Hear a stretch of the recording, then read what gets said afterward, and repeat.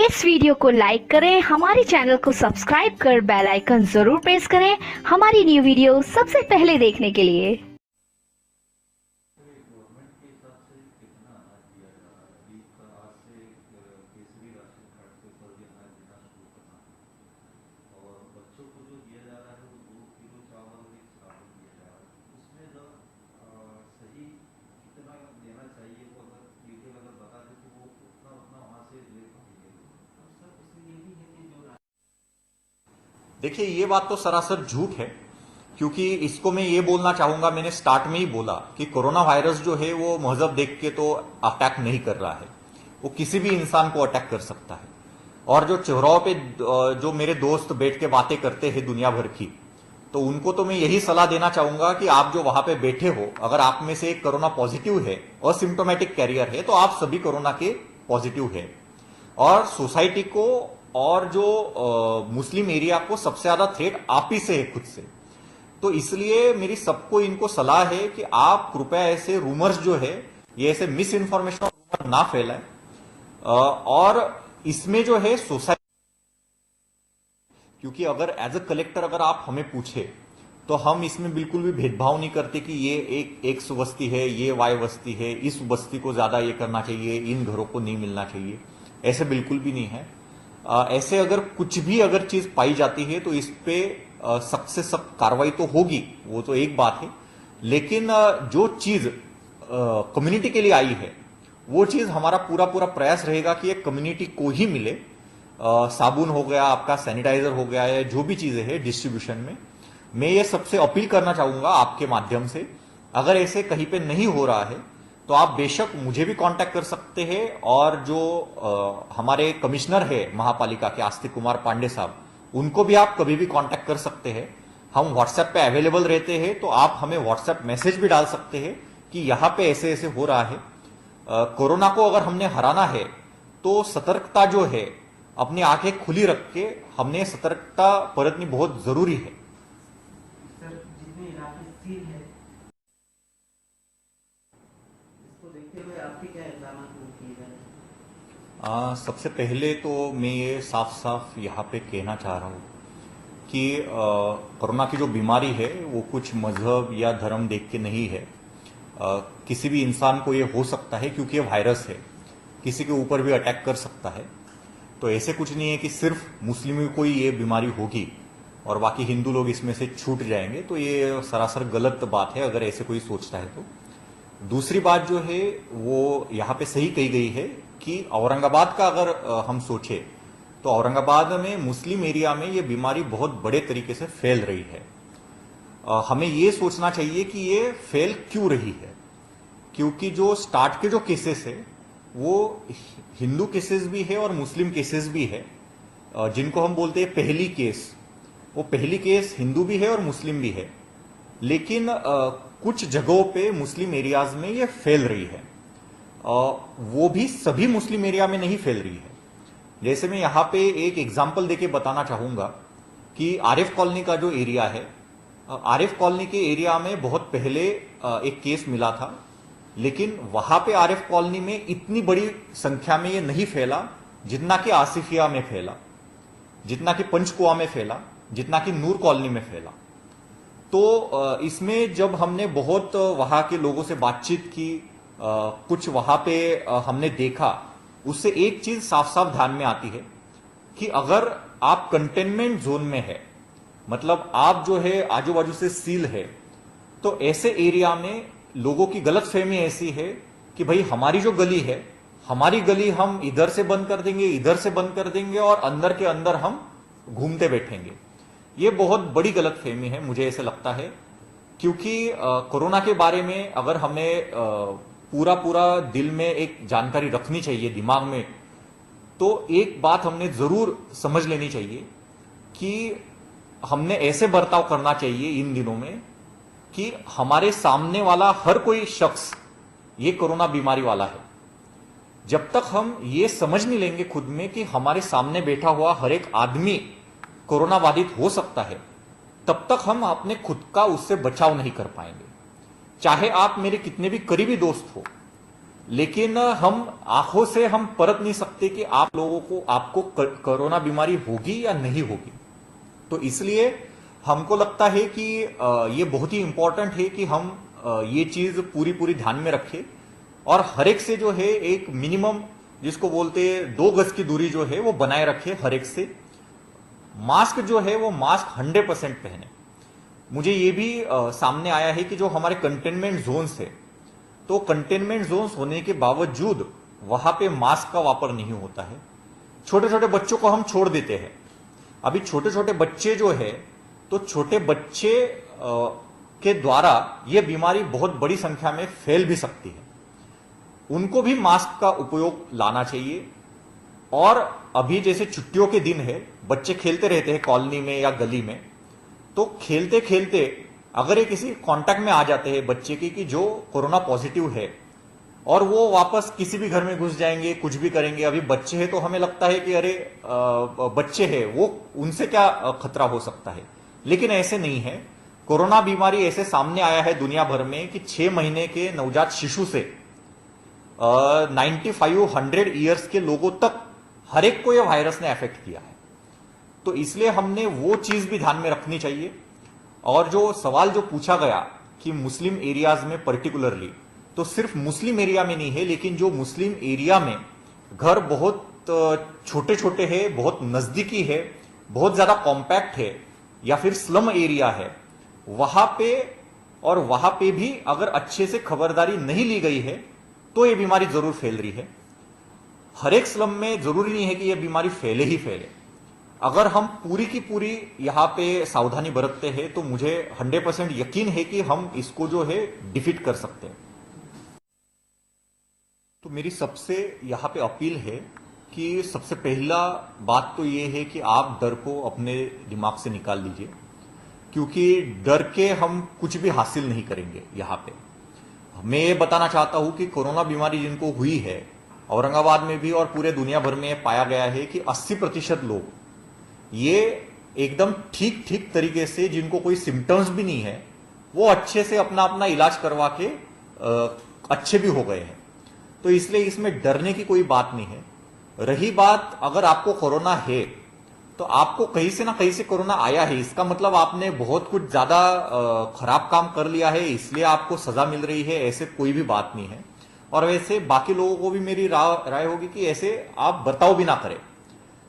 लेकिन एक बात जरूर है कि लोगों में डर है कि भाई हमें ये उठा के लेके जाएंगे, कहीं तो बंद कर देंगे, जहां पे कुछ नहीं व्यवस्था रहेगी, कुछ भी जेल जैसा ये सिचुएशन रहेगा। ऐसे बिल्कुल भी नहीं है।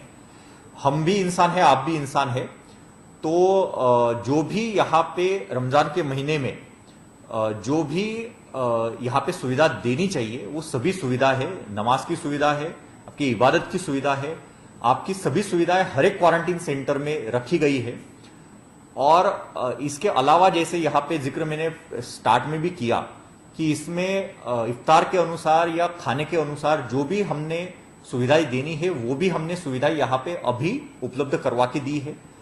हम ये एक्सेप्ट करते हैं कि महापालिका और प्रशासन की तरफ से शुरुआत में कुछ कमियां रह गई थी, लेकिन अभी जो है अभी वो कमियां पूरी कर दी गई है और वो हमने इंश्योर भी किया है कि ये कमियां जो है वो पूरी कर दी गई है। तो इसलिए मेरी सबको इनको सलाह है कि आप कृपया ऐसे रूमर्स जो है, ये ऐसे मिस इन्फॉर्मेशन और रूमर ना फैलाएं। और इसमें जो है सोसाइटी को अगर हमने प्रोटेक्ट करना है, टोटल सभी सोसाइटी को, तो इसके लिए हम हिंदू या मुस्लिम ऐसे ना देखते हुए अपने अपने घर का और अपने अपने गली का और अपने अपने कॉलोनी का यहां पे जो है यहां पे प्रोटेक्शन करें। प्रोटेक्शन करने की एकदम सही सही वजह जो है वो 3 वजह है। एक तो सबसे पहले हमने मास्क पहनना चाहिए। दूसरा, साबुन से दिन में हर बार अपने हाथ 20 सेकंड तक अच्छे से धोने चाहिए साबुन से। और तीसरा, चाहे अपने करीबी कितना भी करीबी दोस्त हो उसको ना तो टच करे, टच तो क्या, उससे कम से कम 5 फीट की दूरी हमने बनाई रखनी है। इतना जब हम सबके सब बहुत ही कड़े पैमाने पे, जिसको हम बोलते हैं कि अपना ये धर्म समझ के अगर हम ये फॉलो करेंगे, तभी आगे जाके जो है ये बीमारी को हम फैलने से रोक सकते हैं। एक बात मैं यहां पे साफ साफ बोलना चाहता हूं कि ये बीमारी औरंगाबाद में आ गई है। और औरंगाबाद में सिर्फ आई नहीं है तो औरंगाबाद हॉटस्पॉट हो गया है। 100 है उस उतनी संख्या में पॉजिटिव मरीज यहां पे पाए गए हैं। अब यहां पे जैसे बताया गया वैसे बहुत सारे मरीज जो है वो मुस्लिम इलाकों से है। तो यहां पे हमारी यह जिम्मेदारी बनती है कि जो पॉजिटिव है उनके करीबी लोगों की, कि वो अगर अफेक्ट हो सकते हैं इससे तो वो और आगे ये ना फैलाए, अपने अपने घरों में रह के या कम से कम बाहर निकल के और बीमारी को फैलने से रोके। सोशल मीडिया पे जो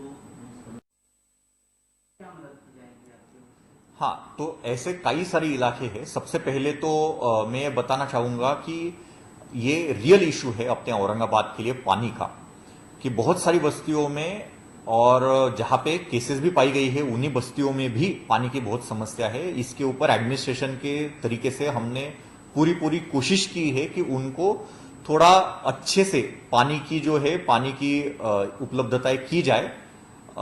महापालिका की तरफ से कोशिश जारी है, लेकिन जहां पे पानी नहीं है वहां पे मास्क और सैनिटाइजर डिस्ट्रीब्यूशन का भी हमने इसमें एडमिनिस्ट्रेशन की तरफ से डिसीजन लिया है। और इस तरीके से जो है अगर जरूरत पड़ती है तो वहां पे हम मास्क और सैनिटाइजर डिस्ट्रीब्यूशन भी करेंगे ताकि वो उसका इस्तेमाल कर सके। इसके अलावा मुझे एक बात यहां पे जरूर बतानी है कि सिर्फ सैनिटाइजर यूज करने से या सिर्फ हाथ धोने से ये नहीं रुकने वाला। आपको मास्क भी पहनना चाहिए, और मास्क तो एकदम सिंपल है। मास्क जरूरी नहीं है कि आपको N95 मास्क ही पहनना है या कोई एक तरीके का मास्क पहनना है। सादे कपड़े से आप अगर मुंह ढक ले तो वो भी मास्क का ही काम करता है। या फिर आप जैसे मैंने पहना है मास्क, ये तरीके का मास्क आप घर पे आप बना सकते हो और वो पहन सकते हैं। और ये बहुत ही इजी चीज है, बहुत ही आसान चीज है। लेकिन सबसे ज्यादा मैं अगर किसी बात के ऊपर बार बार अगर गौर करना चाहूंगा तो वो है कि आप कृपया करके कांटेक्ट अवॉइड कीजिए। क्योंकि जो हम देख रहे हैं कि काफी सारी गलियों में जो ये कोरोना का फैलाव बहुत बड़े पैमाने पे हो रहा है, वहां पे एक चीज कॉमन पाई गई है कि वहां पे घर बहुत नजदीक है, थोड़ा सा छोटे छोटे घर है, बहुत ज्यादा लोग रहते हैं तो इतना जरूरी भी नहीं है कि वो लोग घर में ही बैठे। लेकिन कम से कम आजू बाजू के लोगों से आप डिस्टेंस बनाए रखिए। और चबूतरे पे अगर आपको बैठना ही है तो भी चबूतरे पे अगर बैठना है तो भी आप 4 से कम लोग बैठिए, और वो भी पूरी सोशल डिस्टेंस बना के बैठिए, ताकि मतलब 6 या 8 फीट की दूरी पे बैठिए। मैं तो ये बिल्कुल नहीं कहूंगा कि इस माहौल में आप चबूतरे पे बैठिए और कुछ गप्पे हाके, लेकिन फिर भी अगर आपको कुछ जरूरी बात करनी है किसी से तो आप जो है आप पूरी 2 गज की दूरी बनाए रखें और वैसे बात करें। इसके अलावा अपने जो घर में बच्चे हैं तो ऐसे पाया गया है कि बच्चे खेलने में बहुत ज्यादा एक दूसरे को हाथ लगा देते हैं। बच्चे होते हैं, छोटे बच्चे होते हैं, उनको इतनी समझ नहीं होती है, हमने कितना भी समझाया तो थोड़ा हमने ये देखना चाहिए कि बच्चों को भी इसके बारे में जो है अच्छी तरीके से जानकारी दी जाए, उनको भी बताया जाए कि खेलते टाइम क्या खबरदारी बरतनी है, कैसे खबरदारी बरतनी है। और बच्चों को खासकर उनके हाथ धोना या बाकी का उनका हाइजीन मेंटेन करना, ये चीजें सिखानी बहुत जरूरी है। सर, ऐसा देखने में आया कि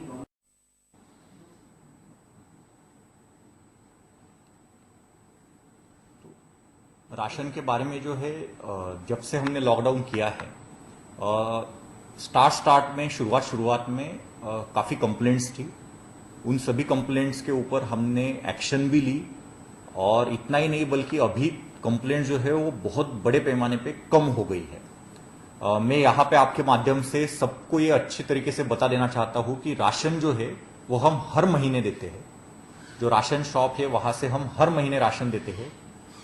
किसी भी फैमिली या किसी भी व्यक्ति जिसके पास राशन कार्ड है वो राशन लेने के लिए एलिजिबल है। इसमें जिसके पास राशन कार्ड नहीं है उसके लिए भी हम कोई एनजीओ है या कोई संस्था है तो उसके माध्यम से कुछ राशन प्रोवाइड करने का कोशिश जारी है। लेकिन जिनके पास राशन है, जिनके पास अंत्योदय कार्ड है, तो अंत्योदय कार्ड को एक कार्ड के ऊपर हम 23 किलो गेहूं देते हैं और 12 किलो चावल देते हैं। गेहूं 2 रुपए किलो के हिसाब से और चावल 3 रुपए किलो के हिसाब से। ऐसे टोटल 35 किलो जो है वो पूरा का पूरा राशन हम उनको अंत्योदय को देते हैं। इसके अलावा 5 किलो चावल हर व्यक्ति को हम हर महीने मुफ्त में देते हैं, ये लॉकडाउन पीरियड में। तो इस तरीके से जो है ये अंत्योदय के लिए है। जो प्रायोरिटी हाउस होल्ड जिसको बोलते हैं, प्राधान्य कुटुंब, उनके लिए जो है, उनके लिए हर एक व्यक्ति को हम 5 किलो धान्य देते हैं। वो 5 किलो धान्य में 3 किलो गेहूं है और 2 किलो चावल है। 3 किलो गेहूं जो है वो 2 रुपए के हिसाब से और 2 किलो चावल जो है वो 3 रुपए के हिसाब से है। इसके अलावा जो है जो अभी केशरी राशन कार्ड जो है, जिसका यहां पे जिक्र किया गया कि जो अंत्योदय में भी नहीं आते और प्रायोरिटी में भी नहीं आते, उनको भी अभी मई महीने से राशन मिलना चालू होने वाला है और मई और जून महीने का उनको राशन मिलने वाला है। जो प्रायोरिटी भी नहीं है और अंत्योदय भी नहीं है, उनको भी मई और जून का राशन मिलेगा। उनके लिए जो है, उनके लिए 3 किलो गेहूं रहेगा और उनके लिए 2 किलो चावल रहेगा हर एक व्यक्ति को। अगर आपके कुटुंब में 5 व्यक्ति है तो आपको 15 किलो गेहूं मिल सकता है और 10 किलो चावल मिल सकता है। लेकिन इसके लिए जो है गेहूं आपको 8 रुपए किलो के हिसाब से मिलेगा और चावल आपको 12 रुपए किलो के हिसाब से मिलेगा। ये सिर्फ और सिर्फ जो है केशरी कार्ड धारक जो है उनके लिए मई और जून महीने के लिए मिलेगा। तो मुझे ऐसे लगता है कि ये जो मैंने अभी यहां पे विस्तृत तरीके से बताया है, इसमें अगर कोई किसी को दिक्कत है, कहीं पे ऐसे पाया गया है कि दुकानदार जब 5 किलो चावल दे रहा है किसी व्यक्ति को, अगर 4 व्यक्ति है, 4 व्यक्ति को 5 into 4 20 किलो चावल जो है वो मिलना चाहिए फ्री का, अगर आपका अंत्योदय है तो। और वो 20 किलो चावल ना मिलते हुए उसको फ्री का खाली एक 15 किलो चावल मिल रहा है, 16 किलो चावल मिल रहा है, तो ऐसे आप कंप्लेंट जो है वो हमारे पास करिए, क्योंकि हमने जो है पूरी रिक्वायरमेंट के हिसाब से पूरा जो राशन है वो दुकानों में पहुंचता कर दिया है। तो मई महीने का जो राशन है वो मई महीने का राशन तो पूरी दुकानों में पहुंचता कर दिया है। मई महीने का राशन जो है वो 1 मई से जो है 8 से आप दुकानों से जो है वो उठा सकते हैं। है जो यहाँ पे बताया गया कि अगर हम किसी को कंटेन कर देते हैं किसी जोन को, तो वहां पे जीवनावश्यक वस्तु जो है वो बहुत ही, एक तो पर्याप्त मात्रा में अवेलेबल नहीं होती, या फिर अगर होती है तो उसका रेट जो है वो बहुत ज्यादा होता है। इसलिए भी कई सारे जो रेसिडेंट है उन्होंने बताया, कई सारे लोगों ने बताया कि हम बाहर उसी वजह से निकलते हैं। इसको टारगेट करने के लिए हमने अभी ऐसे डिसाइड किया है, और पूरे कंटेनमेंट जोन्स में जहां जहां पे मैं घूमा हूं तो वहां पे भी हमने ये कोशिश की है कि वहां पे जो कंटेनमेंट जोन है वहां के 4 या 5 वॉलंटियर्स, इनको हमने आइडेंटिफाई किया है। वो वॉलंटियर्स जो हमारा 7 से 11 का पीरियड है कि जहां पे शॉप्स और बाकी सब्जी विब्जी चालू रहेंगे, उस टाइम वहां के बॉर्डर के ऊपर, वो कंटेनमेंट जोन के बॉर्डर के ऊपर हमारे जो लोग हैं वो उनको उनकी जरूरत की चीजें जो है वो हैंड ओवर करेंगे।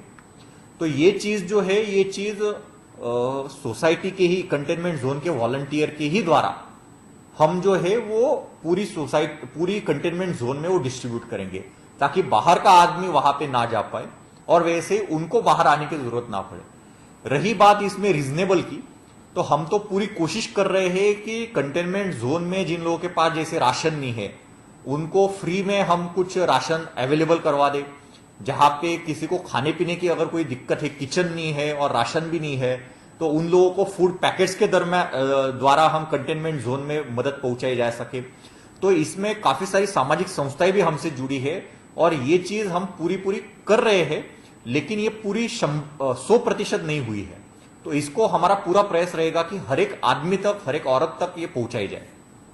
गवर्नमेंट के हिसाब से वहाँ पर कोई लेडी थी? तो जैसे अभी सबको पता है कि यहाँ पे अपने औरंगाबाद में बहुत बड़ी संख्या में केसेस भी आए हैं और बहुत बड़ी संख्या में जो है हर एक क्वारंटीन सेंटर में लोग हैं। ऐसे हो सकता है कि कुछ जगह पे कुछ निग्लेक्ट हो। अगर निग्लेक्ट होता है तो हम इसको बिल्कुल बर्दाश्त नहीं करेंगे, लेकिन बहुत सारी जगह पे ऐसे पाया गया है कि कई बार ऐसे होता है कि मरीज जो है या फिर जिनको क्वारंटीन किया गया है वो अपनी जो मेडिकल हिस्ट्री है वो छुपा के रखते हैं, या सामने नहीं आते हैं, खुद से नहीं बोलते हैं कि ऐसा ऐसा है, डरते हैं। या फिर मदद मांगनी है तो उसके लिए हिचकिचाते हैं। तो मुझे लगता है कि ये तीनों भी चीजें गलत है। वहां पे हमने वापस उसमें सूचना दी गई है, और जैसे अभी जो मेडिकल पेशेंट है उसका जिक्र किया गया, तो हम पूरी कोशिश करेंगे कि उनको अच्छे से जो है वहां पे रखा जाए। लेकिन मेरी आपके द्वारा सबसे अनुरोध है, मेरी अपील है कि सब लोगों ने, अगर हम प्रशासन को अगर सहकार्य करते हैं तो ही हम ये बीमारी का फैलने से रोका जा सकता है। क्योंकि अगर हम ऐसे बोलेंगे कि भाई हम डर के मारे सामने नहीं आ रहे, या हम हिचकिचा रहे हैं, या फिर हम ऐसे समझ के बैठे हैं कि हमें ही टारगेट किया जा रहा है, तो ये बहुत सरासर गलत है। हमें कोरोना है और हम फैलाते जाएंगे और हमें पता भी नहीं चलेगा। अचानक से बहुत ज्यादा जब केसेस आएंगी तब पछतावा करके कोई फायदा नहीं है।